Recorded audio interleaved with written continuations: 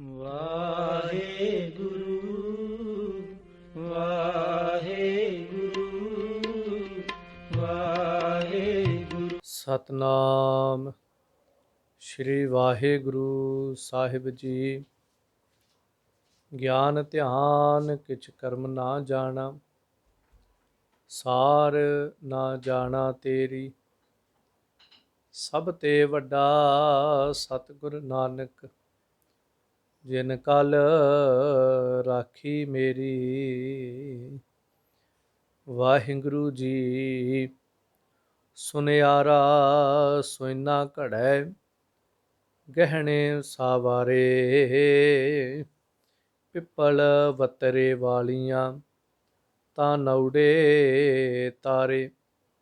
ਵੇਸਰ ਨੱਥ ਵਖਾਣੀਐ, ਕੰਠ ਮਾਲਾ ਧਾਰੇ। ਟਿਕਤ ਮਣੀਆਂ ਮੋਤੀ ਸਰ, ਗਜਰੇ ਪਾਸਾਰੇ। ਦੁਰਾ ਬਹੁਟਾ ਗੋਲ ਛਾਪ, ਕਰ ਬਹੁ ਪ੍ਰਕਾਰੇ। ਆਪੇ ਆਪ ਵਰਤਦਾ, ਗੁਰਮੁਖ ਵਿਚਾਰੇ। ਆਪੇ ਆਪ ਵਰਤਦਾ, ਗੁਰਮੁਖ ਵਿਚਾਰੇ। ਵਾਹਿਗੁਰੂ ਜੀ ਕਾ ਖਾਲਸਾ, ਵਾਹਿਗੁਰੂ ਜੀ ਕੀ ਫਤਿਹ। ਗਰੀਬ ਨਵਾਜ ਸ਼ਹਿਨਸ਼ਾਹ ਪਾਤਸ਼ਾਹ ਅਕਾਲ ਪੁਰਖ ਜੋਤ ਧੰਨ ਸਤਿਗੁਰੂ ਗੁਰੂ ਗ੍ਰੰਥ ਸਾਹਿਬ ਪਾਤਸ਼ਾਹ ਦੀ ਰਹਿਮਤ ਸਵੱਲੀ ਨਿਗਾਹ ਦੇ ਸਦਕਾ, ਜੋ ਭਾਈ ਗੁਰਦਾਸ ਜੀ ਦੀਆਂ ਪਾਵਨ ਵਾਰਾਂ ਦੀ ਲੜੀਵਾਰ ਪਾਵਨ ਕਥਾ ਵਿਚਾਰ ਪ੍ਰਾਰੰਭ ਹੋਈ ਹੈ, ਗੁਰੂ ਕਿਰਪਾ ਦੇ ਸਦਕਾ ਦੂਸਰੀ ਪਾਵਨ ਵਾਰ ਦੀ ਪ੍ਰਾਰੰਭਤਾ ਹੋਈ। 10 ਪੌੜੀਆਂ ਆਪਾਂ ਹੁਣ ਤੱਕ ਸਰਵਣ ਕੀਤੀਆਂ ਨੇ।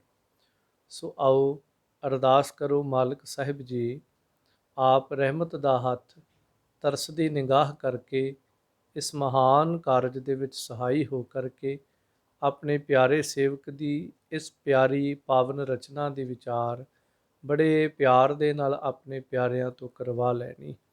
ਸੋ ਆਓ ਸਾਹਿਬ ਦੀ ਆਸੀਸ ਦੇ ਪਾਤਰ ਬਣੀਏ। ਉਚਾਰਨ ਕਰੋ ਜੀ, ਸਤਨਾਮ ਸ਼੍ਰੀ ਵਾਹਿਗੁਰੂ ਸਾਹਿਬ ਜੀ।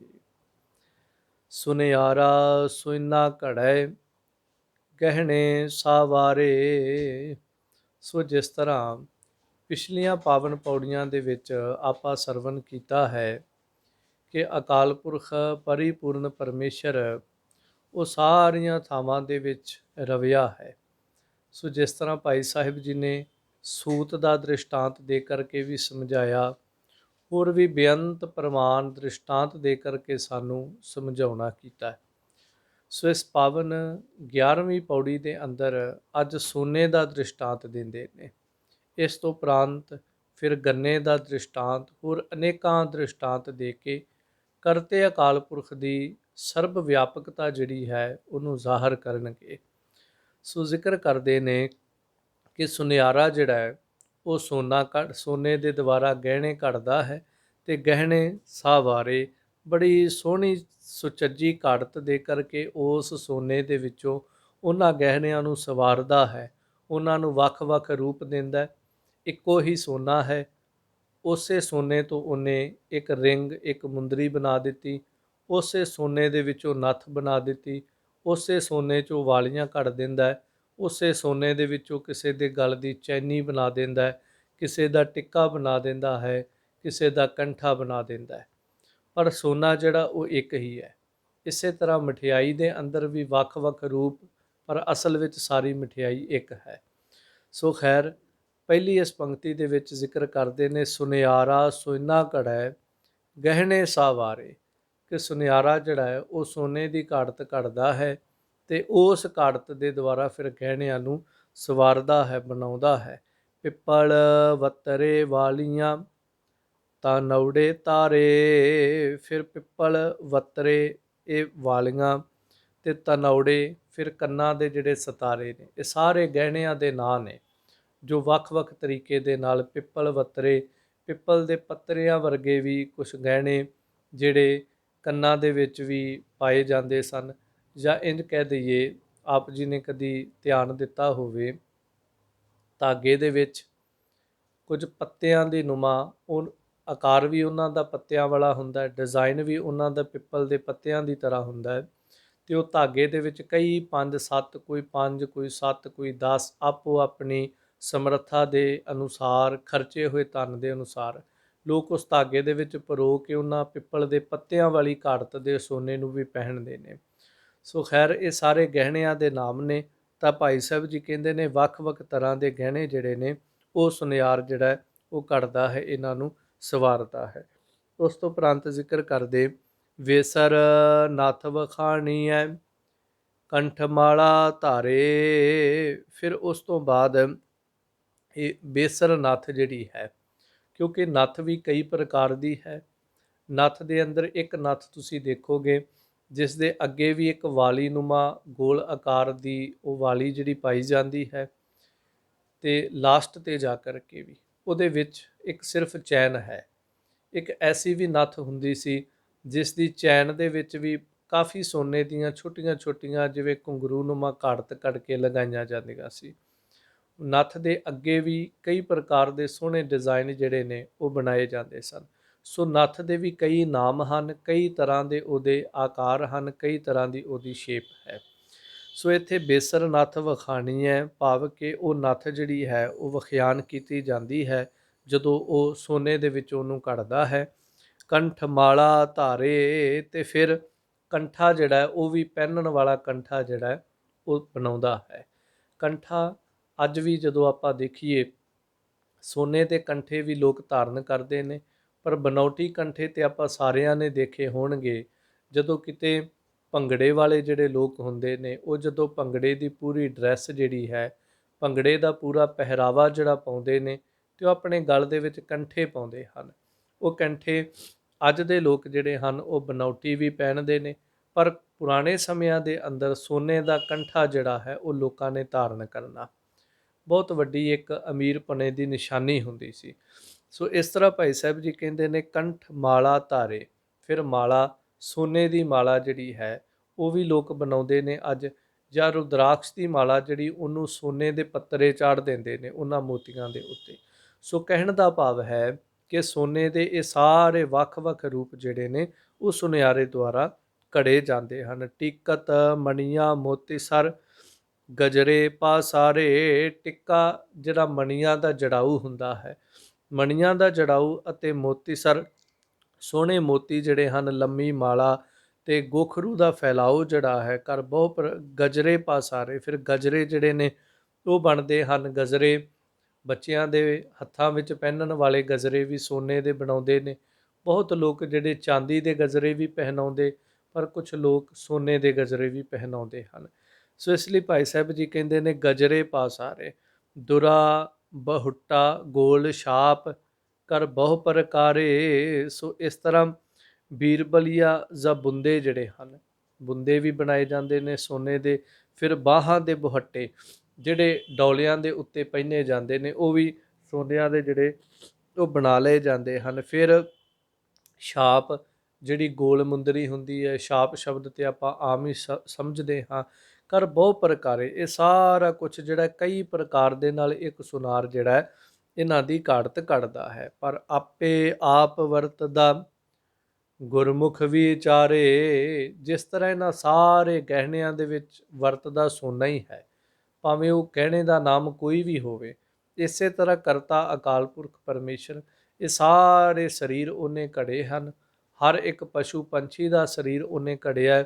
ਮਨੁੱਖਾਂ ਦੇ ਸਰੀਰਾਂ ਦੀ ਅਲੱਗ-ਅਲੱਗ ਬਣਤਰ ਹੈ। ਕਿਸੇ ਦਾ ਰੰਗ ਸਾਂਵਲਾ ਹੈ, ਕਿਸੇ ਦਾ ਗੋਰਾ ਹੈ, ਕਿਸੇ ਦਾ ਕਾਲਾ ਹੈ। ਕਿਸੇ ਦੇ ਸਰੀਰ ਦੀ ਬਣਤਰ ਕੋਈ ਮੋਟਾ ਹੈ, ਕੋਈ ਪਤਲਾ ਹੈ, ਕਿਸੇ ਦਾ ਆਕਾਰ ਵੱਡਾ ਹੈ ਸਰੀਰ, ਕੋਈ ਛੋਟਾ ਰਹਿ ਜਾਂਦਾ ਹੈ। ਸੋ ਇਸ ਤਰ੍ਹਾਂ ਇਹ ਸਾਰੇ ਸਰੀਰਾਂ ਨੂੰ ਕਰਤਾ ਅਕਾਲ ਪੁਰਖ ਪਰਮੇਸ਼ਰ ਘੜ ਕੇ ਆਪੇ ਆਪ ਵਰਤਦਾ, ਆਪ ਇਹਨਾਂ ਸਰੀਰਾਂ ਦੇ ਅੰਦਰ ਵਰਤਦਾ। ਅਤੇ ਗੁਰਮੁਖ ਵਿਚਾਰੇ, ਕੋਈ ਗੁਰਮੁਖ ਪਿਆਰਾ ਜਿਹੜਾ ਹੈ ਇਸ ਗੱਲ ਨੂੰ ਸਮਝਦਾ ਹੈ, ਇਸ ਗੱਲ ਨੂੰ ਵਿਚਾਰ ਕਰਦਾ ਹੈ। ਅਤੇ ਜਿਹੜਾ ਇਸ ਤਰ੍ਹਾਂ ਵਿਚਾਰ ਕਰ ਲੈਂਦਾ ਉਹ ਫਿਰ ਸਾਰਿਆਂ ਦੇ ਅੰਦਰ ਬ੍ਰਹਮ ਦੀਸੈ ਬ੍ਰਹਮ ਸੁਣੀਐ ਏਕ ਏਕ ਵਖਾਣੀ ਹੈ। ਆਤਮ ਪਸਾਰਾ ਕਰਨ ਹਾਰਾ ਪ੍ਰਭ ਬਿਨਾ ਨਹੀਂ ਜਾਣੀਐ। ਸੋ ਇਸ ਤਰ੍ਹਾਂ ਫਿਰ ਉਹ ਆਪਣਾ ਜ਼ਿਕਰ ਕਰਦਾ ਹੈ। ਸੋ ਸੋਨੇ ਦਾ ਦ੍ਰਿਸ਼ਟਾਂਤ ਦੇ ਕੇ ਭਾਈ ਸਾਹਿਬ ਜੀ ਅੱਗੇ ਬਹੁਤ ਪਿਆਰਾ ਇਸ 12ਵੀਂ ਪੌੜੀ ਦੇ ਵਿੱਚ ਗੰਨੇ ਦਾ ਦ੍ਰਿਸ਼ਟਾਂਤ ਦਿੰਦੇ ਨੇ ਕਿ ਗੰਨਾ ਜਿਸ ਤਰ੍ਹਾਂ ਵਿਆਪਕ ਹੈ, ਗੰਨੇ ਦੇ ਅੰਦਰ ਜੋ ਖੇਡਾਂ ਵਰਤਦੀਆਂ ਨੇ ਉਹ ਸਾਰਾ ਜ਼ਿਕਰ ਕਰਕੇ ਪਰਮੇਸ਼ਰ ਦੀ ਵਿਆਪਕਤਾ ਸਮਝਾਉਂਦੇ ਹਨ। ਸੋ 12ਵੀਂ ਪੌੜੀ 'ਚ ਜ਼ਿਕਰ ਕਰਦੇ, ਗੰਨਾ ਕੋਲੂ ਪੀੜੀਐ ਰਸ ਦੇ ਦਰ ਹਾਲਾ। ਗੰਨਾ ਜਿਹੜਾ ਹੈ ਉਹ ਕੋਲੂ ਦੇ ਵਿੱਚ ਪਾ ਕੇ ਪੀੜਿਆ ਜਾਂਦਾ ਹੈ ਤੇ ਰਸ ਦੇ ਦਰਹਾਲਾ, ਦਰਹਾਲਾ ਕਹਿੰਦੇ ਬੜੀ ਛੇਤੀ ਨਾਲ, ਬੜੀ ਸ਼ੀਘਰਤਾ ਨਾਲ, ਤਤਕਾਲ, ਜਿਵੇਂ ਹੀ ਕੋਲੂ 'ਚ ਗੰਨਾ ਪਾਇਆ ਜਾਂਦਾ ਤਤਕਾਲ ਉਸੇ ਛਿਨ 1 ਸੈਕਿੰਡ ਦੇ ਅੰਦਰ ਕੋਲੂ ਦੇ ਵਿੱਚੋਂ ਰਸ ਜਿਹੜਾ ਉਹ ਬਾਹਰ ਟਪਕਣ ਲੱਗ ਪੈਂਦਾ, ਡੁੱਲਣ ਲੱਗ ਪੈਂਦਾ। ਕੋਈ ਕਰੇ ਗੁੜ ਭੇਲੀਆਂ ਕੋ ਸ਼ੱਕਰ ਵਾਲਾ, ਤੇ ਕੋਈ ਉਸ ਰਸ ਨੂੰ, ਉਸ ਗੰਨੇ ਦੀ ਰੌ ਜਿਹੜੀ ਹੈ, ਉਸ ਰੌ ਨੂੰ ਕੱਢ ਕੇ ਉਹਦੇ ਵਿੱਚੋਂ ਗੁੜ ਦੀਆਂ ਭੇਲੀਆਂ, ਡੇਲੀਆਂ ਜਿਹੜੀਆਂ ਹਨ, ਗੁੜ ਦੇ ਡਲੇ ਜਿਹੜੇ ਹਨ ਉਹ ਤਿਆਰ ਕਰਦਾ ਹੈ। ਤੇ ਕੋਈ ਸ਼ੱਕਰ ਵਾਲਾ, ਕੋਈ ਉਸੇ ਰਸ ਦੇ ਵਿੱਚੋਂ ਸ਼ੱਕਰ ਜਿਹੜੀ ਹੈ, ਬਰੀਕ ਗੁੜ ਦਾ ਜਿਹੜਾ ਮਹੀਨ ਪਾਊਡਰ ਜਿਹੜਾ ਹੈ ਉਹਨੂੰ ਬਣਾ ਲੈਂਦਾ ਹੈ, ਭਾਵ ਉਹਨੂੰ ਤਿਆਰ ਕਰਦਾ। ਕੋਈ ਖੰਡ ਸਵਾਰਦਾ ਮੱਖਣ ਮਸਾਲਾ, ਕੋਈ ਫਿਰ ਉਸੇ ਰਸ ਦੇ ਵਿੱਚੋਂ ਖੰਡ ਬਣ ਜਾਂਦੀ ਹੈ, ਗੰਨੇ ਦਾ ਰਸ ਇੱਕੋ ਹੀ ਹੈ, ਉਹਦੇ ਵਿੱਚੋਂ ਮਖਾਣੇ ਜਿਹੜੇ ਹਨ, ਮਸਾਲੇਦਾਰ ਸੋਹਣੇ ਮਖਾਣੇ, ਜੋ ਕਈ ਦਫਾ ਆਪਾਂ ਗੁਰੂ ਘਰਾਂ 'ਚ ਪ੍ਰਸ਼ਾਦ ਦੇ ਤੌਰ 'ਤੇ ਵੀ ਮਿਲਦੇ ਨੇ, ਘਰਾਂ ਦੇ ਵਿੱਚ ਵੀ ਲੋਕ ਵਰਤਦੇ ਸਨ, ਆਮ ਮਠਿਆਈ ਦੇ ਰੂਪ ਵਿੱਚ ਵੀ ਪਹਿਲਾਂ ਉਹਨਾਂ ਮਖਾਣਿਆਂ ਨੂੰ ਵਰਤਿਆ ਜਾਂਦਾ ਸੀ। ਸੋ ਸੋਹਣੇ ਮਸਾਲੇਦਾਰ, ਕਈ ਰੰਗ ਵੀ ਲਾਉਂਦੇ ਨੇ ਉਹਨਾਂ ਮਸਾਲਿਆਂ ਨੂੰ, ਉਹਨਾਂ ਮਖਾਣਿਆਂ ਨੂੰ। ਸੋ ਇਸ ਤਰ੍ਹਾਂ ਸੋਹਣੇ ਮਸਾਲੇ ਤੇ ਸੋਹਣੇ ਮਸਾਲਿਆਂ ਵਾਲੇ ਮਖਾਣੇ ਜਿਹੜੇ ਨੇ ਉਸੇ ਗੰਨੇ ਦੇ ਰਸ ਵਿੱਚੋਂ ਤਿਆਰ ਹੁੰਦੇ ਹਨ।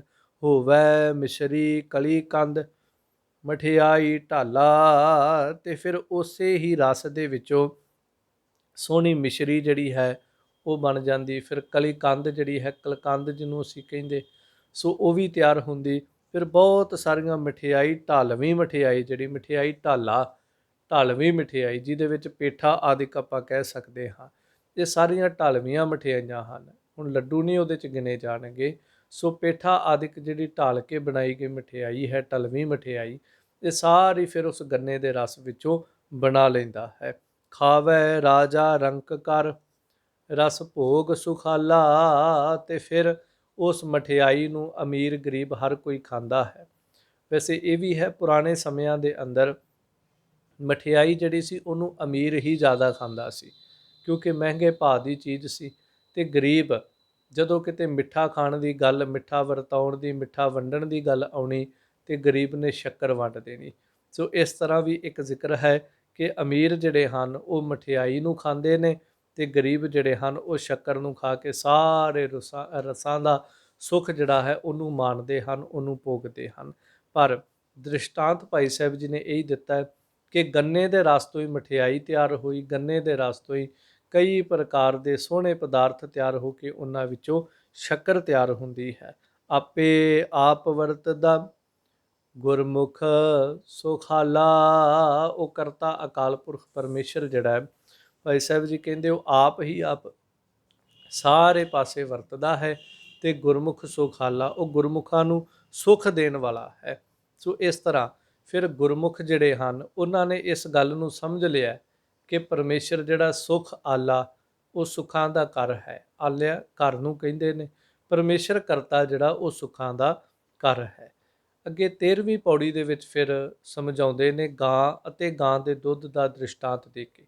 ਦੇਖੋ ਭਾਈ ਗੁਰਦਾਸ ਜੀ ਦੇ ਸਮਝਾਉਣ ਦਾ ਤਰੀਕਾ ਕਿੰਨਾ ਖੋਲ੍ਹ ਕੇ, ਜੋ ਅਸੀਂ ਰੋਜ਼ਮਰਾ ਜੀਵਨ ਦੇ ਵਿੱਚ ਚੀਜ਼ਾਂ ਵਰਤਦੇ ਹਾਂ, ਰਸੋਈ ਵਿੱਚ ਬਹਿਣਾ, ਕੱਪੜੇ ਪਹਿਨਣੇ, ਸੂਤ ਵਰਤਣਾ, ਜਾਂ ਜਿਸ ਤਰ੍ਹਾਂ ਪਿੱਛੇ ਹੁਣ ਗੰਨੇ ਦਾ ਦ੍ਰਿਸ਼ਟਾਂਤ, ਖੰਡ, ਘਿਓ, ਗੁੜ, ਆਹ ਸਾਰਾ ਕੁਛ ਜਿਹੜਾ ਅਸੀਂ ਵਰਤਦੇ ਹਾਂ ਜ਼ਿੰਦਗੀ ਦੇ ਅੰਦਰ। ਸੋ ਇਸੇ ਤਰ੍ਹਾਂ ਜੋ ਰੋਜ਼ਮਰਾ ਜੀਵਨ 'ਚ ਵਰਤਣ ਵਾਲੀਆਂ ਚੀਜ਼ਾਂ, ਉਹਨਾਂ ਦੀਆਂ ਉਦਾਹਰਨਾਂ ਦੇ ਕੇ ਭਾਈ ਸਾਹਿਬ ਜੀ ਸਾਨੂੰ ਸਮਝਾਉਂਦੇ, ਤਾਂ ਕਿ ਸੁਖੈਣ ਤੋਂ ਸੁਖੈਣ ਤਰੀਕੇ ਨਾਲ ਸਾਨੂੰ ਕਰਤੇ ਪਰਮੇਸ਼ਰ ਦੀ ਸਰਬ ਵਿਆਪਕਤਾ ਜਿਹੜੀ ਹੈ ਉਹ ਸਮਝ ਆ ਸਕੇ। ਹੁਣ ਇੱਥੇ ਗਾਂ ਤੇ ਦੁੱਧ ਦਾ ਦ੍ਰਿਸ਼ਟਾਂਤ ਦਿੰਦੇ ਨੇ ਪਾਵਨ 13ਵੀਂ ਪੌੜੀ ਵਿੱਚ। ਸਰਵਣ ਕਰੋ। ਗਾਈ ਰੰਗ ਬੇਰੰਗ ਬਹੋ ਦੁੱਧ ਉੱਜਲ ਵਰਨਾ। ਗਾਵਾਂ ਜਿਹੜੀਆਂ ਨੇ ਉਹ ਕਈ ਰੰਗਾਂ ਦੀਆਂ ਨੇ, ਕੋਈ ਗਾਂ ਕਾਲੀ ਹੈ, ਕੋਈ ਭੂਰੇ ਰੰਗ ਦੀ, ਕੋਈ ਡੱਬ ਖੜੱਬੀ, ਕੋਈ ਬਿਲਕੁਲ ਚਿੱਟੀ ਹੈ, ਕੋਈ ਦੇਸੀ ਹੈ, ਕੋਈ ਵਲੈਤੀ ਹੈ, ਪਰ ਦੁੱਧ ਉੱਜਲ ਵਰਨਾ। ਦੁੱਧ ਦਾ ਜਿਹੜਾ ਵਰਨ, ਦੁੱਧ ਦਾ ਜਿਹੜਾ ਸੁਭਾਅ ਹੈ, ਦੁੱਧ ਦਾ ਰੰਗ ਜਿਹੜਾ ਉਹ ਬਿਲਕੁਲ ਚਿੱਟਾ ਹੈ। ਦੁੱਧੋਂ ਦਹੀਂ ਜਮਾਈਐ ਕਰ ਨਿਹਚਲ ਧਰਨਾ। ਉਸ ਦੁੱਧ ਦੇ ਵਿੱਚੋਂ ਫਿਰ ਵੱਖ-ਵੱਖ ਚੀਜ਼ਾਂ, ਵੱਖ-ਵੱਖ ਰੂਪ ਜਿਹੜੇ ਉਹ ਕੀ ਨਿਕਲਦੇ ਨੇ। ਦੁੱਧ ਤੋਂ ਦਹੀਂ ਜਮਾ ਲਿਆ ਜਾਂਦਾ ਹੈ ਤੇ ਕਰ ਨਿਹਚਲ ਧਰਨਾ, ਉਹਨੂੰ ਫਿਰ ਨਿਹਚਲ ਭਾਵ ਚਲਾਏਮਨ ਨਾ ਹੋਵੇ, ਅਡੋਲ ਰੱਖ ਦੇਈਦਾ ਹੈ। ਜਦੋਂ ਦੁੱਧ ਜਮਾਇਆ ਜਾਂਦਾ ਹੈ ਤੇ ਪੁਰਾਣੇ ਬੀਬੀਆਂ ਨੇ ਇੱਕ ਸ਼ਬਦ ਕਹਿਣੇ, ਇਹਨੂੰ ਹੁਣ ਕੋਈ ਛੇੜਿਓ ਨਾ, ਕਿਉਂਕਿ ਦੁੱਧ ਨੂੰ ਜਮਾਉਣ ਤੋਂ ਬਾਅਦ ਜੇ ਹਿਲਾਈ ਜਾਓਗੇ, ਕਦੀ ਇੱਥੇ ਰੱਖਤਾ, ਕਦੀ ਉੱਥੇ ਚੁੱਕ ਕੇ ਰੱਖਤਾ, ਕਦੀ ਉੱਥੇ ਰੱਖਤਾ, ਉਹ ਜੰਮੇਗਾ ਨਹੀਂ। ਜੇ ਵੈਸੇ ਵੀ ਉਹਨੂੰ ਪਕੜ ਕੇ ਹਿਲਾਈ ਜਾਓ, ਜੰਮੇਗਾ ਨਹੀਂ। ਸੋ ਸ਼ਬਦ ਕਿਹਾ ਜਾਂਦਾ ਸੀ, ਇਹਨੂੰ ਹੁਣ ਹਿਲਾਉਣਾ ਨਹੀਂ ਕਿਸੇ ਨੇ, ਸਵੇਰ ਤੱਕ ਜੰਮ ਜਾਏਗਾ। ਸੋ ਇਸ ਤਰ੍ਹਾਂ ਉਸ ਦੁੱਧ ਤੋਂ ਦਹੀਂ ਜਮਾ ਕੇ ਉਹਨੂੰ ਧਰਨਾ, ਟਿਕਾ ਦੇਣਾ, ਨਿਹਚਲ ਭਾਵ ਅਡੋਲ ਟਿਕਾ ਦਿੱਤਾ ਜਾਂਦਾ ਹੈ। ਦਹੀਂ ਵਲੋਏ ਅਲੋਈ ਹੈ, ਸ਼ਾਹ ਮੱਖਣ ਤਰਨਾ। ਫਿਰ ਉਸ ਦਹੀਂ ਨੂੰ ਰਿੜਕ ਕਰਕੇ ਵਿਲੋਏ, ਉਹਨੂੰ ਰਿੜਕ ਕਰਕੇ ਅਲੋਈਐ ਦੇਖਣਾ ਕਰੀਦਾ ਹੈ। ਕੀ ਦੇਖੀਦਾ? ਸ਼ਾਹੇ ਮੱਖਣ ਤਰਨਾ। ਉਸ ਦਹੀਂ ਨੂੰ ਜਦੋਂ ਰਿੜਕਿਆ, ਛਾਛ ਤਿਆਰ ਹੋਈ, ਉਸ ਲੱਸੀ ਦੇ ਉੱਤੇ ਮੱਖਣ ਤੈਰਦਾ ਪਿਆ ਹੁੰਦਾ ਹੈ ਤੇ ਬੀਬੀਆਂ ਫਿਰ ਹੱਥ ਦੇ ਨਾਲ ਉਸ ਮੱਖਣ ਨੂੰ ਇਕੱਠਾ ਕਰਦੀਆਂ ਨੇ ਤੇ ਇਕੱਠਾ ਕਰਕੇ ਉਸ ਮੱਖਣ ਨੂੰ ਅਲੱਗ ਕੱਢ ਲੈਂਦੀਆਂ ਹਨ। ਸੋ ਇਸ ਤਰ੍ਹਾਂ ਉਹ ਮੱਖਣ ਉਸ ਲੱਸੀ ਦੇ ਉੱਤੇ ਤੈਰਦਾ। ਜਦੋਂ ਉਸ ਦਹੀਂ ਨੂੰ ਅਲੋਈਆ ਰਿੜਕਿਆ ਜਾਂਦਾ ਹੈ, ਵੱਖ ਕਰਕੇ ਸੋਹਣੇ ਤਰੀਕੇ ਦੇ ਨਾਲ ਅਲੋਈਆ ਦੇਖਣਾ ਕਰੀਏ ਤੇ ਜਦੋਂ ਉਹਨੂੰ ਰਿੜਕੀਦਾ ਹੈ। ਮੱਖਣ ਤਾਏ ਉਟਾਏ ਕੈ ਘਿਓ ਨਿਰਮਲ ਕਰਨਾ। ਫਿਰ ਭਾਈ ਸਾਹਿਬ ਜੀ ਕਹਿੰਦੇ, ਜਦੋਂ ਮੱਖਣ ਨੂੰ ਤਾਏ, ਤਾਏ ਦਾ ਅਰਥ ਹੈ ਜਦੋਂ ਤਪਾਇਆ ਜਾਂਦਾ ਹੈ, ਉਹਨੂੰ ਸੇਕ ਦਿੱਤਾ ਜਾਂਦਾ ਹੈ ਤੇ ਕੀ ਕਰਦਾ ਹੈ, ਉਹ ਮੱਖਣ ਜਦੋਂ ਗਰਮ ਹੁੰਦਾ ਉਹਨੂੰ ਕਾੜਿਆ ਜਾਂਦਾ ਹੈ ਤਾਂ ਕਾੜ ਕੇ ਉਹਦੇ ਵਿੱਚੋਂ ਘਿਓ ਨਿਰਮਲ ਕਰਨਾ, ਬਿਲਕੁਲ ਨਿਰਮਲ ਘਿਓ ਜਿਹੜਾ ਉਹ ਤਿਆਰ ਹੁੰਦਾ ਹੈ। ਕਿਉਂਕਿ ਮੱਖਣ ਦੇ ਵਿੱਚ ਵੀ ਛਾਛ ਦੀ ਛਿਟੀ ਜਿਹੜੀ ਹੈ ਉਹ ਛਿੱਡੀ ਵੀ ਉਹਨੂੰ ਸ਼ਬਦ ਵਰਤਦੇ ਨੇ ਕੁਝ ਖਿੱਦਿਆਂ ਦੇ ਅੰਦਰ, ਉਹ ਛਿੱਡੀ ਜਿਹੜੀ ਉਹ ਰਲੀ ਹੁੰਦੀ, ਭਾਵੇਂ ਜੇ ਕਹਿ ਲਓ ਮੱਖਣ ਦੇ ਵਿੱਚ ਲੱਸੀ ਰਲੀ ਹੁੰਦੀ ਹੈ। ਜਿਹਨੇ ਹੁਣ ਘਰਾਂ 'ਚ ਮੱਖਣ ਤੋਂ ਘਿਓ ਕੱਢਦੇ ਨੇ ਉਹਨਾਂ ਨੂੰ ਬੜੇ ਸੋਹਣੇ ਤਰੀਕੇ ਨਾਲ ਪਤਾ ਹੋਏਗਾ ਕਿ ਉਹ ਬਾਅਦ ਵਿੱਚ ਲੱਸੀ ਜਿਹੜੀ ਉਹ ਥੱਲੇ ਬਹਿ ਜਾਂਦੀ ਹੈ ਤੇ ਐਨ ਸੋਹਣਾ ਅੰਮ੍ਰਿਤ ਵਰਗਾ ਘਿਓ ਜਿਹੜਾ ਉਹ ਨਿੱਤਰ ਕੇ ਉਤਾਂ ਆ ਜਾਂਦਾ ਹੈ। ਸੋ ਇਸ ਤਰ੍ਹਾਂ ਉਹ ਕਰਤੇ ਪਰਮੇਸ਼ਰ ਦੀ ਖੇਡ ਜਿਹੜੀ ਹੈ ਸੋ ਇੰਜ ਵਰਤਦੀ ਹੈ। ਹੋਮ ਜਗ ਨੈਵੇਦ ਕਰ ਸਭ ਕਾਰਜ ਸਰਨਾ। ਫਿਰ ਉਸੇ ਮੱਖਣ ਤੋਂ ਤਿਆਰ ਹੋਏ ਘਿਓ ਦੇ ਨਾਲ ਹੋਮ ਯੱਗ ਜਿਹੜੇ ਹਨ, ਵੱਡੇ ਵੱਡੇ ਹੋਮ ਯੱਗ, ਪੂਜਾ, ਇਹ ਸਾਰਾ ਕੁਛ ਜਿਹੜਾ ਉਹ ਕੀਤਾ ਜਾਂਦਾ ਹੈ। ਪੂਜਾ ਭੇਟ ਭਾਵ ਪੂਜਾ ਕਰਨੀ, ਘਰਾਂ ਦੇ ਵਿੱਚ ਜੋਤ ਜਗਾਉਣੀ ਜਾਂ ਹਵਨ ਦੇ ਵਿੱਚ ਘਿਓ ਪਾਉਣਾ। ਫਿਰ ਗੁਰੂ ਘਰ ਦੇ ਅੰਦਰ ਉਸੇ ਸ਼ੀਤਲ ਸਾਫ਼ ਘਿਓ ਦਾ ਪੰਚਾਮ੍ਰਿਤ ਕੜਾਹ ਪ੍ਰਸ਼ਾਦ ਬਣਦਾ ਹੈ। ਸੋ ਸਾਰੇ ਧਰਮਾਂ ਦੇ ਅੰਦਰ ਹੀ ਉਸ ਘਿਓ ਨੂੰ ਸ਼ੁੱਧ ਜਾਣ ਕਰਕੇ, ਸਾਫ਼ ਜਾਣ ਕੇ ਉਹਨੂੰ ਵਰਤਿਆ ਜਾਂਦਾ ਹੈ। ਇੰਝ ਵੀ ਵਰਤਿਆ ਜਾਂਦਾ ਹੈ ਕਿ ਘਿਓ ਕਦੀ ਝੂਠਾ ਨਹੀਂ ਹੁੰਦਾ। ਇਹ ਵੀ ਪੁਰਾਣਿਆਂ ਦੇ ਬਜ਼ੁਰਗਾਂ ਦੇ ਦੱਸੇ ਹੋਏ ਜੋ ਨੁਸਖੇ ਕਹਿ ਲਈਏ ਜਾਂ ਪੁਰਾਣੇ ਗ੍ਰੰਥਾਂ ਵਿੱਚ ਲਿਖਿਆ ਹੈ ਕਿ ਘਿਓ ਜਿਹੜਾ ਉਹ ਕਦੀ ਝੂਠਾ ਨਹੀਂ ਹੁੰਦਾ। ਇਸ ਕਰਕੇ ਉਸ ਘਿਓ ਨੂੰ ਬੜੇ ਪਿਆਰੇ ਪਿਆਰੇ ਸ਼ਬਦ ਜਿਹੜੇ ਨੇ ਉਹ ਪੰਥ ਦੇ ਅੰਦਰ ਵੀ ਮਿਲੇ ਹੋਏ ਨੇ। ਪੰਜਵਾਂ ਸ਼ਬਦ ਵੀ ਵਰਤਿਆ ਜਾਂਦਾ ਹੈ, ਜਿਹਨੂੰ ਆਸਾ ਕੀ ਵਾਰਿੰਦਰ ਸਾਹਿਬ ਕਹਿੰਦੇ, ਪੰਜਵਾਂ ਪਾਇਆ ਕਿਰਤ ਤਾਂ ਹੋਆ ਪਾਕ ਪਵਿੱਤ। ਪੰਜਵਾਂ ਘਿਓ ਨੂੰ ਕਹਿੰਦੇ ਤੇ ਸ਼ਬਦੀ ਖਾਲਸੀ ਬੋਲੇ ਦੇ ਵਿੱਚ ਲੰਗਰਾਂ 'ਚ ਕਿਹਾ ਜਾਂਦਾ ਜੀ ਪੰਜਵਾਂ। ਆਪਾਂ ਆਮ ਘਰਾਂ 'ਚ ਉਹਨੂੰ ਘਿਓ ਸ਼ਬਦ ਵਰਤਦੇ ਹਨ। ਸੋ ਮੱਖਣ ਦੀ ਉਦਾਹਰਣ ਦਿੱਤੀ। ਮੱਖਣ ਦੀ ਉਦਾਹਰਣ ਤੋਂ ਤੁਲਸੀਦਾਸ ਦਾ ਇੱਕ ਦੋਹਰਾ ਯਾਦ ਆਉਂਦਾ ਹੈ। ਤੁਲਸੀਦਾਸ ਜੀ ਨੇ ਮੱਖਣ ਦੀ ਉਦਾਹਰਣ ਦੇ ਕੇ ਇੱਕ ਸੰਤ ਦੇ ਨਾਲ ਸਮਝਾਇਆ, ਤੁਲਨਾ ਕਰਕੇ ਦੱਸਿਆ ਕਿ ਸੰਤ ਜਿਹੜਾ ਉਹ ਮੱਖਣ ਤੋਂ ਵੱਡਾ ਹੈ। ਪੁੱਛਿਆ ਜੀ ਕਿਉਂ?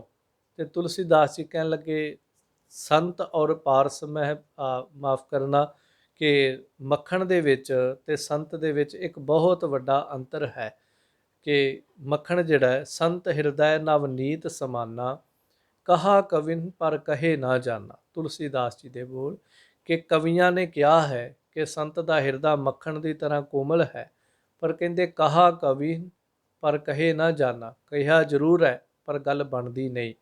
ਪੁੱਛਿਆ ਜੀ ਤੁਸੀਂ ਕਿਉਂ ਕੱਟਦੇ ਹੋ? ਵਿਦਵਾਨਾਂ ਦੇ ਕਹੇ ਹੋਏ ਬੋਲ ਨੇ, ਸੰਤਾਂ ਦੇ ਹਿਰਦੇ ਮੱਖਣ ਵਰਗੇ ਨੇ, ਤੁਸੀਂ ਇਹਨੂੰ ਕੱਟ ਕਿਉਂ ਦਿੱਤਾ ਗੱਲ ਨੂੰ? ਕਹਿੰਦੇ ਨਹੀਂ, ਸੱਚਾਈ ਇਹ ਹੈ ਕਿ ਜਦੋਂ ਤੁਸੀਂ ਕਹਿੰਦੇ ਹੋ ਕਿ ਮੱਖਣ ਵਰਗਾ ਹੈ ਤਾਂ ਨਿਜ ਪ੍ਰਤਾਪ ਦ੍ਰਵਈ ਨਵਨੀਤਾ। ਮੱਖਣ ਜਿਹੜਾ ਹੈ ਉਹਨੂੰ ਜਦੋਂ ਖੁਦ ਨੂੰ ਸੇਕ ਲੱਗਦਾ ਉਦੋਂ ਪਿੰਗਲਦਾ। ਕਦੀ ਐਸਾ ਨਹੀਂ ਹੁੰਦਾ ਮੱਖਣ ਦੂਰ ਪਿਆ ਹੋਵੇ, ਤੁਸੀਂ ਚੁੱਲ੍ਹੇ ਦੇ ਉੱਤੇ ਸਬਜ਼ੀ ਬਣਾ ਰਹੇ ਹੋ ਅਤੇ ਅਲਮਾਰੀ 'ਚ ਪਿਆ ਹੋਇਆ ਮੱਖਣ ਪਿੰਗਲ ਜਾਏ ਕਿ ਨਹੀਂ ਉਹਨੂੰ ਸੇਕ ਲੱਗਦਾ ਸੀ ਮੈਂ ਤਾਂ ਪਿੰਗਲ ਗਿਆ। ਨਹੀਂ, ਉਹਦਾ ਇੱਕ ਔਗਣ ਇਹ ਹੈ, ਕੋਮਲਤਾ ਬਹੁਤ ਗੁਣ ਹੈ ਉਹਦਾ, ਪਰ ਔਗਣ ਇਹ ਹੈ ਜਦੋਂ ਖੁਦ ਨੂੰ ਸੇਕ ਲੱਗਦਾ ਉਹ ਉਦੋਂ ਹੀ ਪਿੰਗਲਦਾ ਹੈ, ਜਦੋਂ ਦੂਜੇ ਨੂੰ ਸੇਕ ਲੱਗਦਾ ਮੱਖਣ ਕਦੀ ਨਹੀਂ ਪਿੰਗਲਦਾ। ਪਰ ਸੰਤ ਦਾ ਹਿਰਦਾ ਜਿਹੜਾ ਉਹ ਇਸ ਤਰ੍ਹਾਂ ਦਾ ਹੈ, ਸੇਕ ਕਿਸੇ ਦੂਸਰੇ ਨੂੰ ਲੱਗਦਾ ਹੈ ਅਤੇ ਹਿਰਦਾ ਜਿਹੜਾ ਉਹ ਸੰਤ ਦਾ ਪਿੰਗਲ ਜਾਂਦਾ ਹੈ। ਸੋ ਇਸ ਲਈ ਜ਼ਿਕਰ ਕੀਤਾ ਹੈ। ਸੋ ਇੱਥੇ ਭਾਈ ਸਾਹਿਬ ਜੀ ਜੋ ਜ਼ਿਕਰ ਕਰ ਰਹੇ ਨੇ ਕਿ ਉਹ ਫਿਰ ਘਿਓ ਜਿਹੜਾ ਨਿਕਲਦਾ ਉਹ ਹੋਮ ਜਗ ਪੂਜਾ ਆਦਿਕ ਸਾਰੇ ਧਰਮ ਕਰਮਾਂ ਅਤੇ ਖਾਣ ਦੇ ਵਿੱਚ ਵੀ ਉਹਨੂੰ ਵਰਤਿਆ ਜਾਂਦਾ। ਆਪੇ ਆਪ ਵਰਤਦਾ ਗੁਰਮੁਖ ਹੋਏ ਜਰਨਾ। ਉਹ ਕਰਤਾ ਅਕਾਲ ਪੁਰਖ ਪਰਮੇਸ਼ਰ ਜਿਹੜਾ ਉਹ ਸਾਰੀਆਂ ਥਾਵਾਂ 'ਤੇ ਆਪ ਵਰਤਦਾ ਹੈ। ਅਤੇ ਗੁਰਮੁਖ ਹੋਏ ਜਰਨਾ, ਜਿਹੜੇ ਗੁਰਮੁਖ ਪਿਆਰੇ ਨੇ ਉਹ ਇਸ ਗੱਲ ਨੂੰ ਜਰ ਜਾਂਦੇ ਨੇ, ਭਾਵ ਉਹ ਸਾਰਿਆਂ ਦੇ ਅੰਦਰ ਉਹਨੂੰ ਦੇਖ ਕੇ ਜਰਦੇ ਨੇ, ਸਹਿਣ ਕਰਦੇ ਨੇ। ਸਹਿਣ ਕਰਨ ਦਾ ਅਰਥ ਇੱਥੇ ਕੋਈ ਦੁੱਖ ਨਹੀਂ ਜਿਹਨੂੰ ਸਹਿਣ ਕਰਦੇ ਨੇ, ਭਾਵ ਇੱਕ ਆਮ ਮਨੁੱਖ ਜਿਹੜਾ ਨਾ ਉਹਨੂੰ ਸਾਹਿਬ ਬਾਣੀ ਅੰਦਰ ਕਹਿੰਦੇ ਜਬ ਕਛ ਪਾਏ ਤਬ ਗਰਭ ਕਰਤ ਹੈ। ਭਾਵੇਂ ਉਹ ਸੰਸਾਰ ਦੀ ਮਾਇਆ ਪਾ ਲਏ, ਮਾਇਆ ਗਈ ਤਬ ਰੋਵਣ ਲੱਗਦਾ ਹੈ। ਭਾਵੇਂ ਉਹ ਅਧਿਆਤਮਿਕ ਅਵਸਥਾ 'ਚ ਉਹਨੂੰ ਕੋਈ ਛੋਟੀ ਜਿਹੀ ਸਿੱਧੀ ਮਿਲ ਜੇ, ਉਹਦੇ ਬੋਲ ਪੂਰੇ ਹੋਣ ਲੱਗ ਜਾਣ, ਉਹਦੀ ਕਿਤੇ ਕੀਤੀ ਅਰਦਾਸ ਸਫਲ ਹੋਣ ਲੱਗ ਪਵੇ, ਉਹ ਦੁਨੀਆ ਨੂੰ ਟਿਕਣ ਨਹੀਂ ਦਿੰਦਾ ਕਿ ਮੇਰੇ 'ਚ ਇੰਨਾ ਬਲ, ਮੈਨੂੰ ਆਹ ਪ੍ਰਾਪਤੀ ਹੋ ਗਈ ਹੈ। ਪਰ ਜਿਹੜੇ ਗੁਰਮੁਖ ਨੇ ਬਹੁਤ ਵੱਡੀਆਂ ਬਖਸ਼ਿਸ਼ਾਂ ਆਪਣੇ ਅੰਦਰ ਲੈ ਕੇ ਉਹਨਾਂ ਨੂੰ ਉਸ ਅਜਰ ਨੂੰ ਜਰ ਜਾਂਦੇ ਹਨ ਅਤੇ ਉਹਨਾਂ ਨੂੰ ਆਪਣੇ ਅੰਦਰ ਸੰਭਾਲ ਕੇ ਰੱਖਦੇ ਹਨ। ਸੋ ਇਸ 13ਵੀਂ ਪੌੜੀ 'ਚ ਇਹ ਸਮਝਾਇਆ ਕਿ ਉਹ ਕਰਤਾ ਅਕਾਲ ਪੁਰਖ ਪਰਮੇਸ਼ਰ ਜਿਹੜਾ ਇਸ ਤਰ੍ਹਾਂ ਸਾਰੇ ਪਾਸੇ ਵਿਆਪਕ ਹੈ, ਕਿਉਂਕਿ ਦੁੱਧ ਤੋਂ ਦਹੀਂ ਬਣਿਆ, ਦਹੀਂ ਨੂੰ ਰਿੜਕ ਕੇ ਮੱਖਣ ਬਣਿਆ, ਮੱਖਣ ਤੋਂ ਘਿਓ ਬਣਿਆ, ਪਰ ਵਿੱਚ ਮੁੱਖ ਅੰਸ਼ ਜਿਹੜਾ ਉਹ ਦੁੱਧ ਹੈ। ਸੋ ਇਸੇ ਤਰ੍ਹਾਂ ਕਰਤਾ ਅਕਾਲ ਪੁਰਖ ਪਰਮੇਸ਼ਰ ਜਿਹੜਾ ਉਹ ਸਾਰਿਆਂ ਦੇ ਅੰਦਰ ਵਰਤਦਾ ਹੈ। 14ਵੀਂ ਪੌੜੀ ਦੇ ਵਿੱਚ ਫਿਰ ਸੂਰਜ ਦਾ ਦ੍ਰਿਸ਼ਟਾਂਤ ਦੇ ਕੇ ਸਮਝਾਉਂਦੇ ਨੇ, ਪਲ ਘੜੀਆਂ ਮੂਰਤ ਪਹਿਰ ਥਿਤ ਵਾਰ ਗਣਾਏ, ਕਿ ਸੂਰਜ ਤੋਂ ਹੀ ਫਿਰ ਪਲ ਬਣੇ, ਘੜੀਆਂ ਬਣੀਆਂ, ਮੂਰਤ ਬਣੇ, ਪਹਿਰ ਬਣੇ, ਥਿੱਤਾਂ ਬਣੀਆਂ ਅਤੇ ਵਾਰ, ਸੋਮਵਾਰ ਮੰਗਲਵਾਰ ਬੁੱਧਵਾਰ, ਇਹ ਸਾਰੇ ਵਾਰ ਜਿਹੜੇ ਗਿਣੀ ਜਾਂਦੇ ਨੇ। ਸੋ ਸੂਰਜ ਚੜ੍ਹਦਾ, ਸੂਰਜ ਦੇ ਨਾਲ ਹੀ ਥਿੱਤਾਂ ਜੁੜੀਆਂ, ਸੂਰਜ ਨਾਲ ਹੀ ਵਾਰ ਜੁੜੇ ਹੋਏ ਨੇ ਕਿ ਸੋਮਵਾਰ ਹੈ ਮੰਗਲਵਾਰ ਹੈ। ਸੂਰਜ ਦੇ ਨਾਲ ਹੀ ਘੜੀਆਂ, ਇੰਨੇ ਘੜੀਆਂ ਦਿਨ ਰਹਿ ਗਿਆ, ਇੰਨੇ ਘੜੀਆਂ ਦਿਨ ਜਿਹੜਾ ਬਤੀਤ ਹੋ ਗਿਆ, ਅੱਜ ਫਲਾਣਾ ਮਹੂਰਤ ਹੈ, ਭਾਵੇਂ ਗੁਰਮਤਿ ਅਨੁਸਾਰ ਨਹੀਂ ਹੈ, ਪਰ अन्य ਲੋਕੀ ਜਦੋਂ ਕਹਿੰਦੇ ਨੇ ਉਹ ਮਹੂਰਤ ਜਿਹੜਾ ਹੈ ਸ਼ੁਭ ਮਾੜਾ ਜਿਹੜਾ ਹੈ ਉਹਨੂੰ ਸੂਰਜ ਦੀਆਂ ਰੁੱਤਾਂ ਥਿੱਤਾਂ ਅਨੁਸਾਰ ਨਾਪਦੇ ਹਨ। ਦੋਏ ਪੱਖ 12 ਮਾਹ ਕਰ ਸੰਜੋਗ ਬਣਾਏ, ਤੇ ਸੂਰਜ ਦੇ ਦੋ ਪੱਖ, ਦੋ ਪਾਸੇ ਹਨ। ਦੋ ਪਾਸੇ ਦਾ ਮਤਲਬ ਇਹ ਨਹੀਂ ਕਿ ਜਿਵੇਂ ਆਪਾਂ ਸੂਰਜ ਨੂੰ ਗੋਲ ਦੇਖਦੇ ਹਾਂ ਵੀ ਉਹ ਕਿਸੇ ਪਲੇਟ ਦੀ ਤਰ੍ਹਾਂ, ਇੱਕ ਉਹਦਾ ਅਗਲਾ ਪਾਸਾ ਹੈ ਤੇ ਇੱਕ ਉਹਦਾ ਪਿਛਲਾ ਪਾਸਾ ਹੈ। ਪੱਖ ਦਾ ਅਰਥ ਹੈ ਸੂਰਜ ਦੇ ਦੋ ਪੱਖ ਜਿਹੜੇ ਨੇ, ਜਿਵੇਂ ਚੰਦਰਮਾ ਦਾ ਚਾਨਣਾ ਤੇ ਹਨੇਰਾ ਪੱਖ ਮੰਨਿਆ ਜਾਂਦਾ ਹੈ, ਇਸ ਤਰ੍ਹਾਂ ਸੂਰਜ ਦੇ ਦੋ ਪੱਖ ਜਿਹੜੇ ਉਹ ਮੰਨੇ ਜਾਂਦੇ ਹਨ। ਫਿਰ 12 ਮਾਹ ਕਰ ਸੰਜੋਗ ਬਣਾਏ, ਉਸੇ ਸੂਰਜ ਦੇ ਵਿੱਚੋਂ ਫਿਰ 12 ਮਹੀਨੇ ਜਿਹੜੇ ਉਹ ਕੱਢ ਕੇ 12 ਮਹੀਨੇ ਉਹ ਸੂਰਜ ਨਾਲ ਹੀ ਜੁੜੇ ਨੇ। ਸੋ ਇਹ ਸੰਜੋਗ ਦੇ ਨਾਲ ਇਹ ਬਣਾ ਦਿੱਤਾ ਹੈ। 6 ਰੁੱਤੀ ਵਰਤਾਈਆਂ ਬਹੁ ਚਲਤ ਬਣਾਏ, ਫਿਰ ਉਸੇ ਸੂਰਜ ਦੇ ਵਿੱਚੋਂ ਹੀ 6 ਰੁੱਤਾਂ ਨਿਕਲੀਆਂ ਨੇ ਤੇ ਉਹਨਾਂ 6 ਰੁੱਤਾਂ ਨੇ ਬਹੁਤ ਕੁਝ ਸੰਸਾਰ ਤੇ ਵਰਤਾਇਆ ਹੈ, ਭਾਵ ਬੜੇ ਕੌਤਕ ਜਿਹੜੇ ਵਰਤਾਰੇ ਉਹ ਕਰਨੇ ਕੀਤੇ, ਬਹੁਤ ਚਲਤ ਬਣਾਏ। 6 ਰੁੱਤਾਂ 'ਚ ਹੁਣ ਕੋਈ ਗਰਮੀ ਵਰਤਾ ਰਹੀ ਹੈ, ਕੋਈ ਸਰਦੀ ਵਰਤਾ ਰਹੀ, ਕੋਈ ਰੁੱਤ ਪਤਝੜ ਲੈ ਕੇ ਆ ਗਈ, ਕੋਈ ਬਸੰਤ ਲੈ ਕੇ ਆ ਗਈ, ਕਿਸੇ ਨੇ ਸਾਰੇ ਪਾਸੇ ਉਜਾੜਾ ਹੀ ਪਾ ਦਿੱਤਾ, ਕਿਸੇ ਨੇ ਸਾਰੇ ਪਾਸੇ ਹਰਿਆਲੀ ਖੜੀ ਕਰ ਦਿੱਤੀ, ਕਿਸੇ ਨੇ ਮਨੁੱਖਾਂ ਨੂੰ ਗਰਮੀ ਨਾਲ ਖਤਮ ਕੀਤਾ, ਕਿਸੇ ਨੇ ਸਰਦੀ ਵਰਤਾ ਕੇ ਰੱਖ ਦਿੱਤੀ। ਸੋ ਇਸ ਤਰ੍ਹਾਂ ਸਾਰੀਆਂ ਰੁੱਤਾਂ ਜਿਹੜੀਆਂ ਨੇ ਉਹ ਆਪੋ ਆਪਣੀਆਂ ਖੇਡਾਂ ਵਰਤਾਉਂਦੀਆਂ। ਸੂਰਜ ਇੱਕ ਵਰਤਦਾ ਲੋਕ ਵੇਦ ਅਲਾਏ, ਫਿਰ ਭਾਈ ਸਾਹਿਬ ਜੀ ਕਹਿੰਦੇ ਸੂਰਜ ਇੱਕੋ ਹੀ ਵਰਤਦਾ ਸਾਰੇ ਪਾਸੇ, ਕੋਈ ਰੁੱਤ ਹੋਵੇ, ਕੋਈ ਥਿੱਤ ਹੋਵੇ, ਕੋਈ ਮੂਰਤ ਹੋਵੇ, ਕੁਛ ਵੀ ਹੋਵੇ, ਉਹਨਾਂ ਸਾਰਿਆਂ ਦੇ ਅੰਦਰ ਸੂਰਜ ਜਿਹੜਾ ਇੱਕੋ ਹੀ ਵਰਤਦਾ ਹੈ। ਅਤੇ ਭਾਈ ਸਾਹਿਬ ਜੀ ਕਹਿੰਦੇ ਇਸ ਗੱਲ ਨੂੰ ਕੇਵਲ ਅਸੀਂ ਨਹੀਂ ਕਹਿੰਦੇ, ਬਹੁ ਵੇਦ ਅਲਾਏ, ਬੜੇ ਲੋਕ ਜਿਹੜੇ ਨੇ, ਲੋਕ ਵੇਦ ਅਲਾਏ, ਬੜੇ ਲੋਕ ਜੋ ਸ਼ੁਰੂ ਤੋਂ ਰਿਸ਼ੀ ਮੁਨੀ ਪੈਗੰਬਰ ਰਹਿਬਰ ਆਦਿਕ ਉਹਨਾਂ ਨੇ ਵੀ ਇਸ ਗੱਲ ਨੂੰ ਇੰਜ ਹੀ ਵਰਣਨ ਕੀਤਾ ਹੈ। ਫਿਰ 4 ਵੇਦਾਂ ਨੇ ਵੀ ਇਸ ਗੱਲ ਨੂੰ ਇੰਜ ਹੀ ਵਰਣਨ ਕੀਤਾ ਹੈ ਕਿ ਸੂਰਜ ਇੱਕ ਹੀ ਹੈ ਤੇ ਸਾਰਾ ਕੁਝ ਜਿਹੜਾ ਉਹਦੇ ਨਾਲ ਜੁੜਿਆ ਹੋਇਆ ਹੈ। ਅਖੀਰ ਆਪਣਾ ਸਮਝਾ ਕਰਕੇ ਕਹਿੰਦੇ ਨੇ ਭਾਈ ਸਾਹਿਬ ਜੀ ਕਿ ਇਸ ਸਾਰੇ ਦ੍ਰਿਸ਼ਟਾਂਤ ਤੋਂ ਸਮਝਣ ਦਾ ਭਾਵ ਇਹ ਹੈ, 4 ਵਰਨ 6 ਦਰਸ਼ਨਾ ਬਹੁ ਪੰਥ ਚਲਾਏ।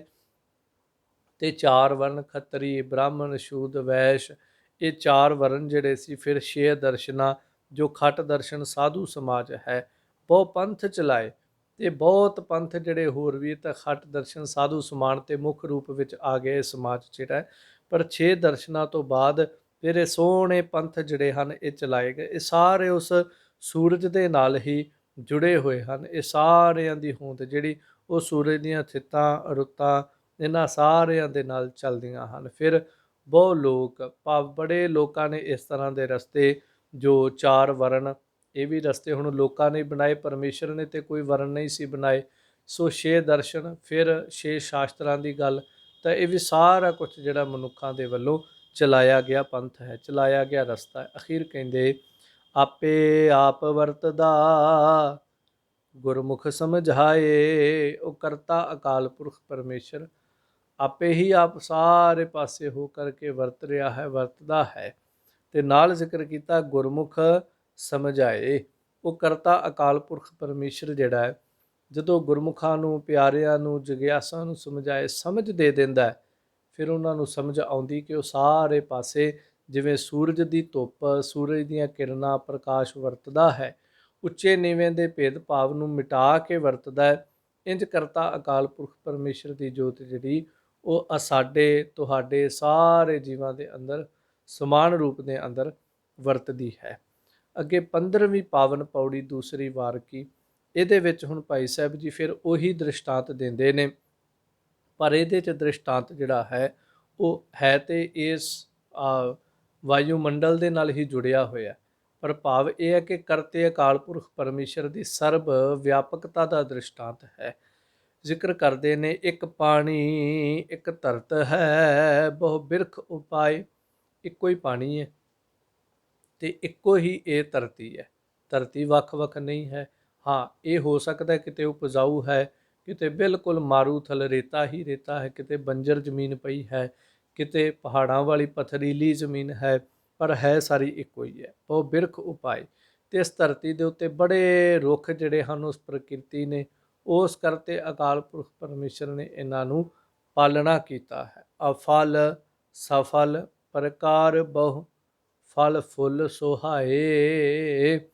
ਉਸ ਤੋਂ ਬਾਅਦ ਇਹਨਾਂ ਰੁੱਖਾਂ ਨੂੰ ਕਈਆਂ ਨੂੰ ਫਲ ਲੱਗਦੇ ਨੇ, ਕਈ ਅਫਲ, ਫਲ ਤੋਂ ਰਹਿਤ ਹਨ। ਬੜੇ ਐਸੇ ਰੁੱਖ ਨੇ ਜਿਨ੍ਹਾਂ ਨੂੰ ਕੋਈ ਫਲ ਨਹੀਂ ਲੱਗਦਾ। ਹਾਲਾਂਕਿ ਬਹੁਤਾਂਤ ਦੇ ਵਿੱਚ ਜ਼ਿਆਦਾਤਰ ਰੁੱਖਾਂ ਨੂੰ ਫਲ ਲੱਗਦਾ ਹੀ ਲੱਗਦਾ, ਕਿਸੇ ਵੀ ਤਰ੍ਹਾਂ ਦਾ ਹੋਵੇ, ਪਰ ਕਈ ਰੁੱਖ ਨੇ ਜਿਨ੍ਹਾਂ ਨੂੰ ਕੋਈ ਫਲ ਨਹੀਂ ਲੱਗਦਾ ਹੈ। ਸੋ ਕਹਿੰਦੇ ਅਫਲ, ਕਈ ਐਸੇ ਨੇ ਜਿਹੜੇ ਅਫਲ ਚਲੇ ਗਏ। ਫਿਰ ਸਫਲ, ਜਿਵੇਂ ਅੰਬ ਹੋ ਗਿਆ ਜਾਂ ਅਮਰੂਦ ਹੋ ਗਿਆ, ਕੇਲਾ ਹੋ ਗਿਆ, ਹੋਰ ਜੋ ਵੀ ਅਸੀਂ ਦੇਖਦੇ ਹਾਂ, ਇਹ ਸਾਰੇ ਰੁੱਖ ਫਲ ਦੇ ਸਹਿਤ ਹਨ। ਇਹਨਾਂ ਨੂੰ ਸੋਹਣੇ ਮਿੱਠੇ ਫਲ ਜਿਹੜੇ ਉਹ ਲੱਗਦੇ ਹਨ। ਫਿਰ ਸਫਲ ਪ੍ਰਕਾਰ ਬਹੁ, ਕਈ ਪ੍ਰਕਾਰ ਕਰਕੇ ਰੁੱਖ ਜਿਹੜੇ ਉਹ ਸਫਲ ਹਨ। ਫੁੱਲ ਫਲ ਫੁੱਲ ਸੁਹਾਏ, ਬਹੁ ਫਲ, ਕਈ ਪ੍ਰਕਾਰ ਦੇ ਫਲ ਤੇ ਕਈ ਪ੍ਰਕਾਰ ਦੇ ਫੁੱਲ ਜਿਹੜੇ ਹਨ ਉਹ ਸ਼ੋਭਦੇ ਨੇ। ਹੁਣ ਕਈ ਪ੍ਰਕਾਰ ਦੇ ਫਲ ਦਾ ਭਾਵ ਹੈ ਜਿਵੇਂ ਅੰਬ ਦੇ ਬੂਟੇ ਨੂੰ ਅੰਬ ਦੇ, ਅਮਰੂਦ ਨੂੰ ਅਮਰੂਦ, ਆੜੂ ਨੂੰ ਆੜੂ ਲੱਗੇ ਹੋਏ ਨੇ, ਸੋ ਇਸ ਤਰ੍ਹਾਂ। ਫਿਰ ਫੁੱਲ, ਸਾਰੇ ਰੁੱਖਾਂ ਦੇ ਫੁੱਲ ਜਿਹੜੇ ਉਹ ਵੱਖਰੇ ਵੱਖਰੇ ਨੇ, ਫੁੱਲ ਤੋਂ ਪਹਿਚਾਣ ਹੋ ਜਾਂਦੀ ਹੈ ਕਿਹੜਾ ਰੁੱਖ ਹੈ। ਸੋ ਇਸ ਤਰ੍ਹਾਂ ਫਿਰ ਕਈ ਫੁੱਲਾਂ ਦੇ ਇਕੱਲੇ, ਜਿਵੇਂ ਆਪਾਂ ਹੁਣ ਘਰਾਂ ਦੇ ਵਿੱਚ ਗਮਲਿਆਂ ਦੇ ਵਿੱਚ ਫੁੱਲ ਲਾ ਲੈਂਦੇ, ਪਾਰਕ ਦੇ ਵਿੱਚ ਫੁੱਲ ਲਾ ਲੈਂਦੇ ਹਾਂ, ਉਹ ਫੁੱਲ ਜਿਹੜੇ ਹਨ ਬਹੁਤ ਸੋਹਣੇ ਰੰਗਾਂ ਦੇ ਨਾਲ, ਸੋਹਣੀ ਆਪਣੀ ਚਿੱਤਰਕਾਰੀ ਜੋ ਪਰਮੇਸ਼ਰ ਨੇ ਉਹਨਾਂ ਨੂੰ ਦਿੱਤੀ ਹੈ ਉਹਦੇ ਨਾਲ ਸਜਦੇ ਹਨ, ਸ਼ੋਭਦੇ ਹਨ। ਬਹੁ ਰਸ ਰੰਗ ਸੁਵਾਸਨਾ ਪ੍ਰਕਿਰਤ ਸੁਭਾਏ। ਤੇ ਬਹੁਤ ਪ੍ਰਕਾਰ ਕਰਕੇ ਇਹ ਵਾਸ਼ਨਾ ਵਾਲੀ ਸ੍ਰੇਸ਼ਟ ਪ੍ਰਕਿਰਤੀ ਵਾਲੇ ਹਨ, ਭਾਵ ਬਹੁ ਰਸ ਰੰਗ ਸੁਵਾਸਨਾ, ਬਹੁਤ ਰਸਾਂ ਵਾਲੇ ਨੇ। ਹਰ ਰੁੱਖ ਦੇ ਫਲ ਦਾ ਆਪਣਾ ਰਸ ਹੈ, ਕੋਈ ਮਿੱਠਾ ਹੈ, ਕੋਈ ਖੱਟਾ ਹੈ, ਕੋਈ ਬਿਲਕੁਲ ਮੱਧਮ ਵਰਗ ਦੇ ਵਿੱਚ ਆ ਜਾਂਦਾ ਹੈ। 6 ਰਸ ਉਹਨਾਂ ਸਾਰਿਆਂ ਦੇ ਵਿੱਚ ਵਰਤਦੇ ਹਨ। ਫਿਰ ਕਹਿੰਦੇ ਰੰਗ ਸੋ ਵਾਸਨਾ, ਉਹਨਾਂ ਦੇ ਰੰਗ ਵੀ ਭਾਂਤ ਭਾਂਤ ਨੇ ਰੁੱਖਾਂ ਦੇ, ਵਾਸ਼ਨਾ ਵੀ। ਹੁਣ ਅੰਬ ਦੇ ਰੁੱਖ ਦੀ ਵਾਸ਼ਨਾ ਵੱਖਰੀ, ਅਮਰੂਦ ਦੀ ਵੱਖਰੀ। ਆਪਾਂ ਵਾਸ਼ਨਾ ਤੋਂ ਹੀ ਪਹਿਚਾਣ ਲੈਂਦੇ ਇੱਥੇ ਫਲਾਣੀ ਚੀਜ਼ ਦਾ, ਫਲਾਣੇ ਫਲਾਂ ਦਾ ਬਾਗ ਲੱਗਦਾ, ਕਿਉਂ? ਫਲਾਣੇ ਫਲ ਦੀ ਇੱਧਰੋਂ ਸੁਗੰਧਰੀ ਆ ਰਹੀ, ਵਾਸ਼ਨਾ ਆ ਰਹੀ ਹੈ। ਸੋ ਭਾਈ ਸਾਹਿਬ ਜੀ ਕਹਿੰਦੇ ਨੇ ਪ੍ਰਕਿਰਤ ਸੁਭਾਏ। ਸੋ ਇਹ ਸਾਰਾ ਕੁਝ ਉਸ ਪ੍ਰਕਿਰਤੀ ਦਾ ਸੁਭਾਅ ਹੈ, ਸਾਰੇ ਸ੍ਰੇਸ਼ਟ ਪ੍ਰਕਿਰਤੀ ਵਾਲੇ ਹਨ। ਬੈ ਸੰਤਰ ਇੱਕ ਵਰਨ ਹੋਏ, ਸਭ ਤਰਵਰ ਛਾਏ। ਤੇ ਰੱਬ ਨਾ ਕਰੇ ਕਿਤੇ ਅੱਗ ਜਦੋਂ ਲੱਗ ਜਾਂਦੀ ਤਾਂ ਹੁਣ ਜਿਹੜੀ ਅੱਗ ਹੈ, ਅੱਗ ਦਾ ਇੱਕੋ ਹੀ ਰੰਗ ਹੈ। ਪਿੱਛੇ ਵੀ ਆਪਾਂ ਜ਼ਿਕਰ ਪੜ੍ਹਿਆ ਸੀ, ਅੱਗ ਕਿਸੇ ਵੀ ਲੱਕੜ ਦੇ ਵਿੱਚੋਂ ਨਿਕਲੇ, ਅੱਗ ਦਾ ਕਦੀ ਐਸਾ ਨਹੀਂ ਹੁੰਦਾ ਇਹ ਹਰੇ ਰੰਗ ਦੀ ਹੈ, ਫਲਾਣੇ ਰੰਗ ਦੀ। ਅੱਗ ਦਾ ਇੱਕੋ ਹੀ ਰੰਗ ਹੈ। ਸੋ ਕਹਿੰਦੇ ਨੇ ਬੈ ਸੰਤਰ ਇੱਕ ਵਰਨ ਹੋਏ, ਸਭ ਤਰਵਰ ਛਾਏ। ਸਾਰੇ ਰੁੱਖਾਂ ਦੇ ਵਿੱਚੋਂ ਅੱਗ ਜਿਹੜੀ ਉਹ ਪ੍ਰਗਟ ਹੁੰਦੀ, ਕੋਈ ਐਸਾ ਰੁੱਖ ਨਹੀਂ ਜਿਹਦੇ 'ਚ ਅੱਗ ਨਾ ਹੋਵੇ। ਸਗਲ ਬਨਸਪਤ ਮਹਿ ਬੈ ਸੰਤਰ, ਸਗਲ ਦੂਧ ਮਹਿ ਕੀਆ। ਬਨਸਪਤੀ ਦੇ ਛੋਟੇ ਤੋਂ ਛੋਟੇ ਕੱਖ ਦੇ ਵਿੱਚ ਵੀ ਅੱਗ ਹੈ। ਤੇ ਇਸ ਤਰ੍ਹਾਂ ਭਾਈ ਸਾਹਿਬ ਜੀ ਕਹਿੰਦੇ ਸਾਰੇ ਤਰਵਰ ਰੁੱਖਾਂ ਦੇ ਵਿੱਚ ਉਹ ਫਿਰ ਹੈ ਤੇ ਸਮੇਂ ਤੇ ਪ੍ਰਗਟ ਹੁੰਦੀ। ਗੁਪਤਾ ਹੋਂ ਪ੍ਰਗਟ ਹੋਏ ਕੈ ਭਸਮੰਤ ਕਰਾਏ। ਇਹਨਾਂ ਰੁੱਖਾਂ 'ਚੋਂ ਹੀ ਅੱਗ ਪੈਦਾ ਹੁੰਦੀ ਹੈ ਤੇ ਪ੍ਰਗਟ ਹੋ ਕੇ ਇਹਨਾਂ ਹੀ ਰੁੱਖਾਂ ਨੂੰ ਫਿਰ ਖਾ ਜਾਂਦੀ ਹੈ, ਇਹਨਾਂ ਹੀ ਰੁੱਖਾਂ ਨੂੰ ਸਾੜ ਦਿੰਦੀ, ਭਸਮੰਤ ਬਿਲਕੁਲ ਭਸਮ ਕਰਕੇ ਰੱਖ ਦਿੰਦੀ ਹੈ। ਫਿਰ ਜ਼ਿਕਰ ਕਰਦੇ ਆਪੇ ਆਪ ਵਰਤਦਾ, ਗੁਰਮੁਖ ਸੁਖ ਪਾਏ। ਉਹ ਕਰਤਾ ਅਕਾਲ ਪੁਰਖ ਪਰਮੇਸ਼ਰ ਆਪ ਹੀ ਆਪ ਸਾਰੇ ਪਾਸੇ ਵਰਤਦਾ ਹੈ ਤੇ ਗੁਰਮੁਖ ਪਿਆਰੇ ਜਿਹੜੇ ਨੇ ਇਸ ਗੱਲ ਨੂੰ ਸਮਝ ਕੇ ਸੁਖ ਪ੍ਰਾਪਤ ਕਰਦੇ ਹਨ। ਸੋ ਇਸ ਪੌੜੀ ਦੇ ਅੰਦਰ ਭਾਈ ਸਾਹਿਬ ਨੇ ਦ੍ਰਿਸ਼ਟਾਂਤ ਇਹ ਦਿੱਤਾ ਹੈ ਕਿ ਪਾਣੀ ਇੱਕੋ ਰੰਗ ਦਾ ਹੈ, ਕਈ ਪ੍ਰਕਾਰ ਦੀ ਰੁੱਖ ਆਦਿਕ ਬਨਸਪਤੀ ਆਦਿਕ ਜਿਹੜੀ ਉਹਨੂੰ ਪੈਦਾ ਕਰਦਾ। ਮਿੱਟੀ ਵੀ ਇੱਕੋ ਹੀ ਹੈ, ਪਾਣੀ ਵੀ ਇੱਕੋ ਹੈ, ਪਰ ਇਸੇ ਪਾਣੀ ਤੇ ਇਸੇ ਧਰਤੀ ਦੇ ਵਿੱਚੋਂ ਕਈ ਪ੍ਰਕਾਰ ਦੇ ਰੁੱਖ, ਫੁੱਲ, ਫਲ ਸਾਰੇ ਜਿਹੜੇ ਹਨ ਉਹ ਜਨਮ ਲੈਂਦੇ ਨੇ। ਅਖੀਰ ਇਹ ਸਮਝਾਇਆ ਕਿ ਉਹਨਾਂ 'ਚ ਹੀ ਅੱਗ ਪ੍ਰਗਟ ਹੋ ਕੇ ਉਹਨਾਂ ਨੂੰ ਸਾੜ ਕੇ ਆਪਣੇ 'ਚ ਸਮਾ ਲੈਂਦੀ। ਇਸ ਤਰ੍ਹਾਂ ਪਰਮੇਸ਼ਰ ਇੱਕ ਹੀ ਹੈ, ਅਸੀਂ ਸਾਰੇ ਉਹਦੇ ਵਿੱਚੋਂ ਨਿਕਲੇ ਹੋਏ ਹਾਂ, ਕੋਈ ਟਾਹਣੀਆਂ, ਕੋਈ ਫੁੱਲ, ਕੋਈ ਫਲ, ਕੋਈ ਪੱਤੇ ਆਦਿਕ ਰੂਪ ਦੇ ਅੰਦਰ। ਸੋ ਇਸ ਤਰ੍ਹਾਂ ਭਾਈ ਸਾਹਿਬ ਭਾਈ ਗੁਰਦਾਸ ਜੀ ਦੂਸਰੀ ਵਾਰ ਦੀ ਇਹਨਾਂ 15ਵੀਂ ਪੌੜੀ ਤੱਕ ਆਪਾਂ ਨੂੰ ਕਰਤੇ ਅਕਾਲ ਪੁਰਖ ਪਰਮੇਸ਼ਰ ਦੀ ਸਰਬ ਵਿਆਪਕਤਾ ਜਿਹੜੀ ਹੈ ਉਹ ਸਮਝਾਈ ਹੈ। ਤੇ ਵੱਖ-ਵੱਖ ਦ੍ਰਿਸ਼ਟਾਂਤ, ਕਿਤੇ ਗਾਂ ਦੇ ਦੁੱਧ ਦਾ ਦ੍ਰਿਸ਼ਟਾਂਤ ਹੈ, ਕਿਤੇ ਸੂਰਜ ਦਾ ਦ੍ਰਿਸ਼ਟਾਂਤ ਹੈ, ਕਿਤੇ ਇਸ ਤਰ੍ਹਾਂ ਪਾਣੀ ਦਾ, ਕਿਤੇ ਧਰਤੀ ਦਾ, ਕਿਤੇ ਅੱਗ ਦਾ ਦ੍ਰਿਸ਼ਟਾਂਤ ਦੇ ਕਰਕੇ ਸਾਨੂੰ ਸਮਝਾਇਆ ਹੈ। ਸੋ ਗੁਰੂ ਕਿਰਪਾ ਕਰੇ ਸਾਡੀ ਕਲਯੁਗੀ ਜੀਵਾਂ ਦੀ ਸਮਝ ਵਿੱਚ ਆ ਜਾਵੇ। ਹੋਈਆਂ ਬੇਅੰਤ ਭੁੱਲਾਂ ਦੀ ਖਿਮਾ। ਸਾਹਿਬ ਜੀ ਸਮੱਤ ਦੀ ਦਾਤ ਬਖਸ਼। ਨਿਵਾਜਨਾ ਕਰਨ ਗੁਪਤਹੁ ਪ੍ਰਗਟ ਹੋਏ ਕੈ ਭਸਮੰਤ ਕਰਾਏ। ਆਪੇ ਆਪ ਵਰਤਦਾ ਗੁਰਮੁਖ ਸੁਖ ਪਾਏ। ਵਾਹਿਗੁਰੂ ਜੀ ਕਾ ਖਾਲਸਾ, ਵਾਹਿਗੁਰੂ ਜੀ ਕੀ ਫਤਿਹ।